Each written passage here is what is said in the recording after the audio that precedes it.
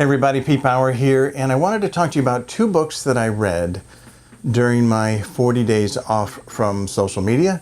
These books have religious and theological connotations, so if that ain't your boat, move on to the next video. But if you're interested, the two books that I read, very inspiring, very lighthearted, very enjoyable. The Dogma of Hell and Purgatory.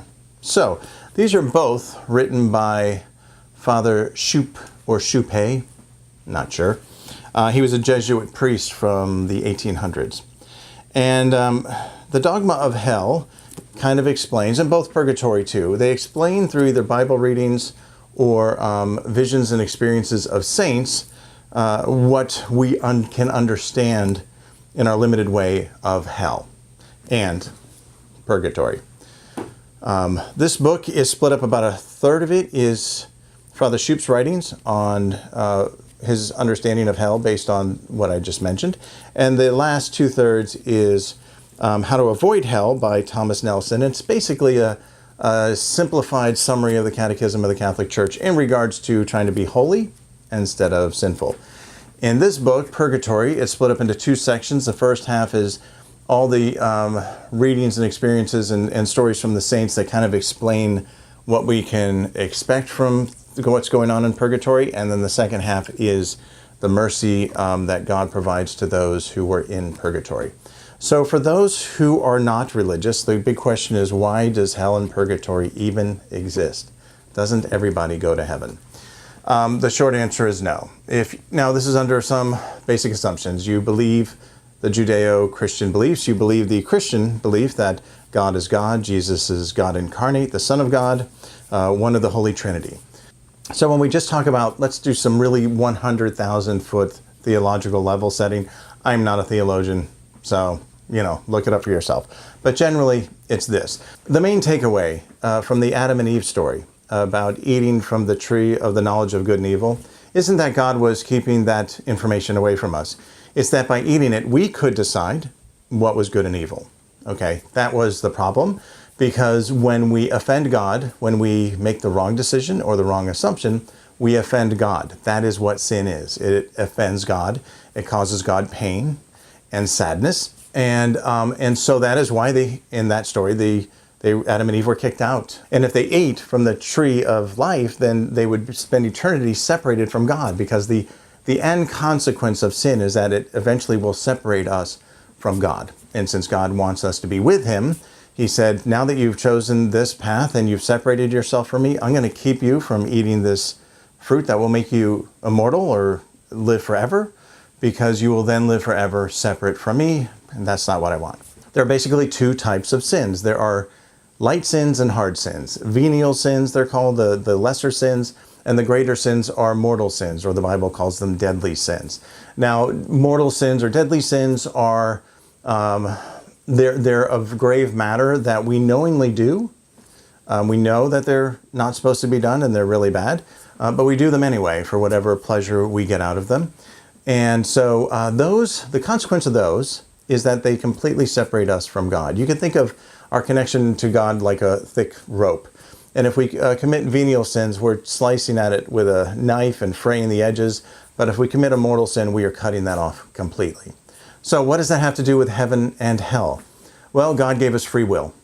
So we can choose to love him, or we can choose to not love him. We can choose to follow his example, which is selfless and loving and caring, or we can choose otherwise and be selfish and self-centered. If you look at the 7 deadly sins, they're all inward-facing. They're lust, greed, gluttony. All those things are about me. And if you look at the holy virtues, they're all outward-facing. They're charity and humility, and it's all about other people and God and not me. So God respects our decisions. He doesn't make us love him, because that would be slavery.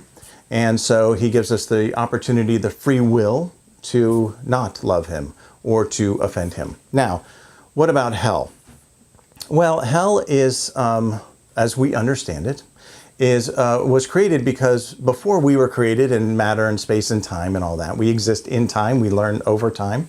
Before that, outside of time, God existed and he created the angels. And the angels were made of pure spirit. And because they existed outside of time, they didn't have to learn stuff. They were made fully formed to make a decision because they also had free will. And their decision was basically, would you serve the Lord? And part of that service would also be serving and helping us. So a third of the angels, including Lucifer, said no. Well, the consequence of that was just like the Garden of Eden. They separated themselves from God. So they were cast out. As Jesus said, he saw Satan fall from the sky like lightning. It wasn't a slow trip. So they have to exist then. God could have gotten rid of them, destroyed them, took them out of existence, but he loved them, even though they chose to separate themselves. So there's a place that was for them, and that is hell. So in hell, God is probably the only place in creation that God has shielded his presence. So the angels live outside of the presence of God, those fallen angels. They are then demons now.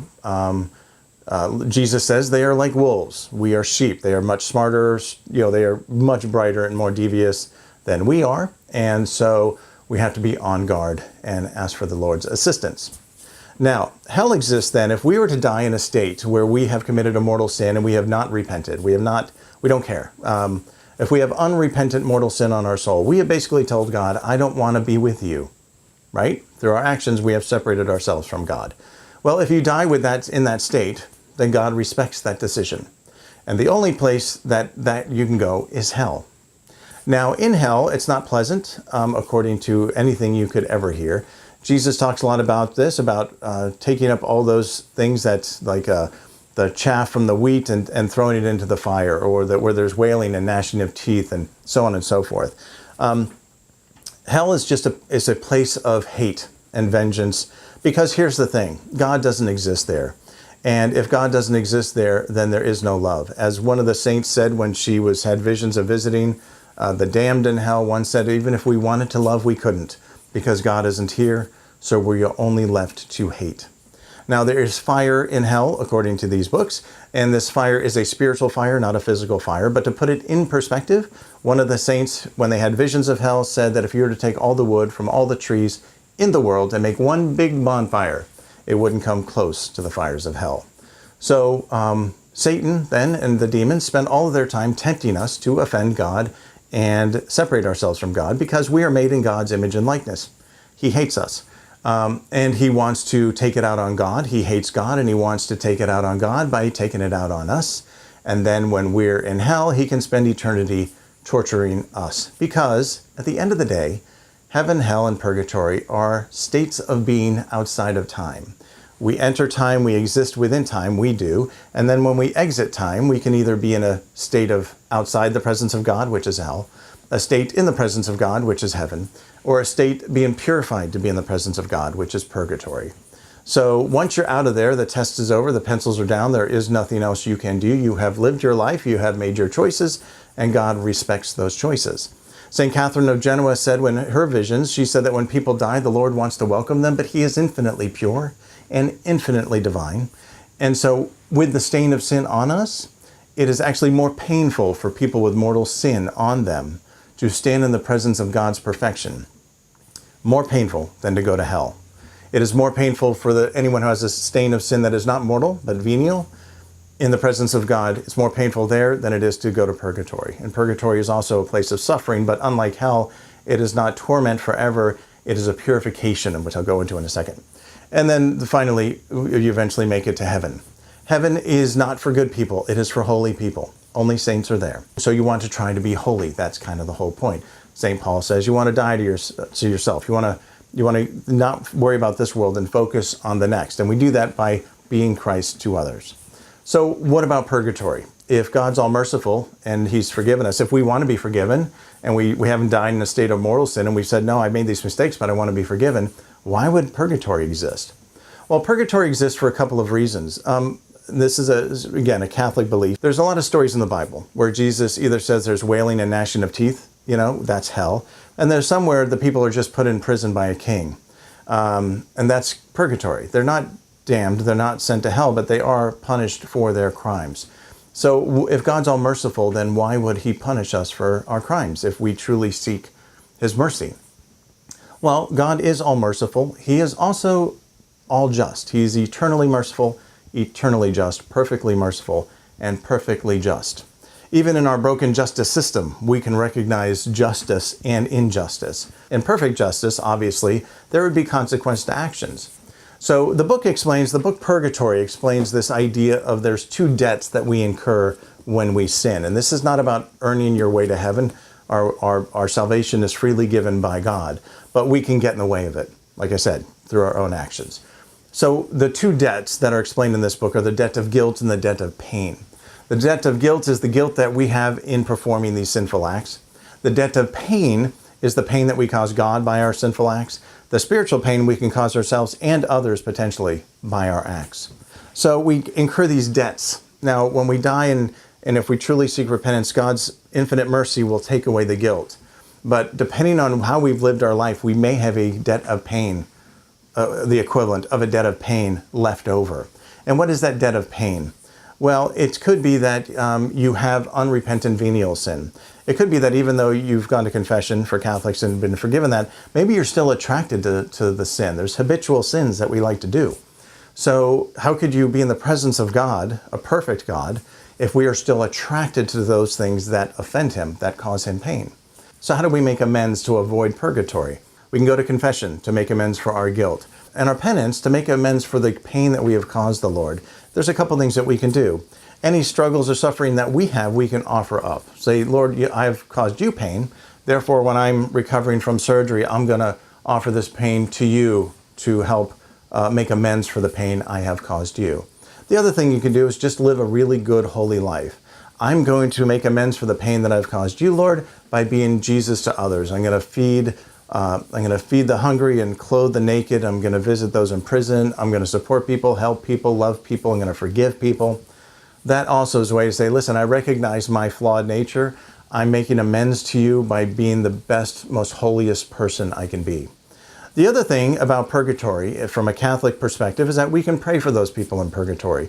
We can offer up things here for those people there.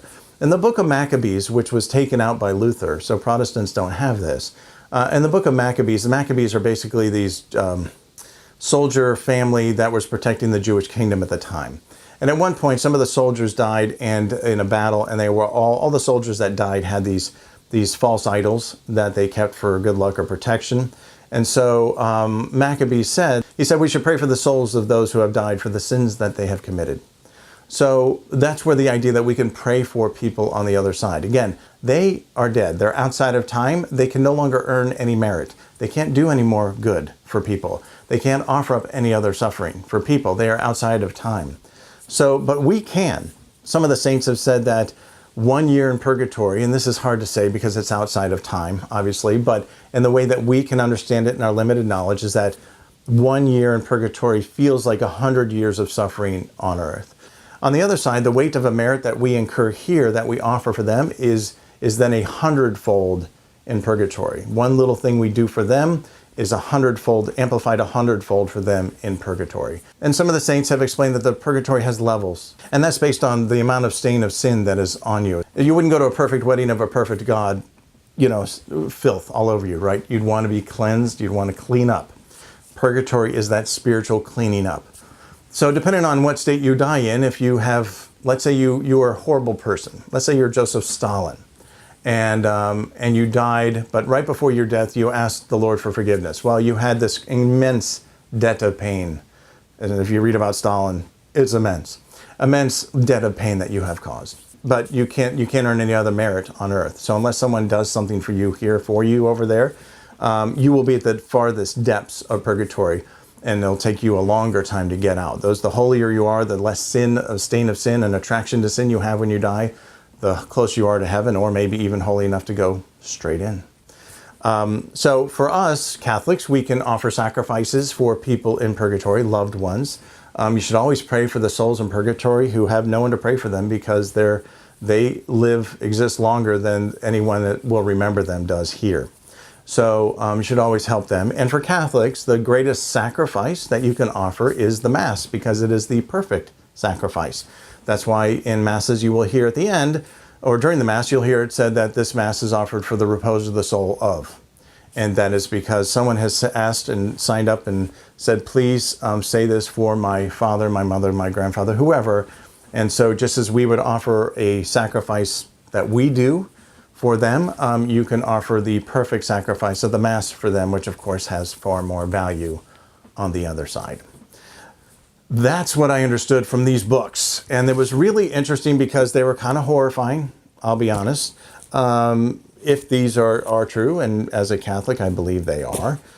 But at the end of the day, you just simply don't get close to the fire. St. Padre Pio said that, Satan's on a chain, and if you just don't get near him, you're fine. So anyway, really, really interesting stuff. This kind of stuff fascinates me because it ties into the bigger questions that kind of run through my brain when I'm writing fiction. I'm not preaching to anybody, but the struggle, the eternal struggle, the battle for souls, good versus evil, the consequences, and so on and so forth are great, fertile soil for cool ideas to come from, at least for me. So I really enjoyed reading those books. If you want to check them out, please do. Purgatory and The Dogma of Hell by Father F.X. Shoupee. Check it out if you want. And anyway, I found that awesome. I wanted to share it with you. I'll see you guys next time.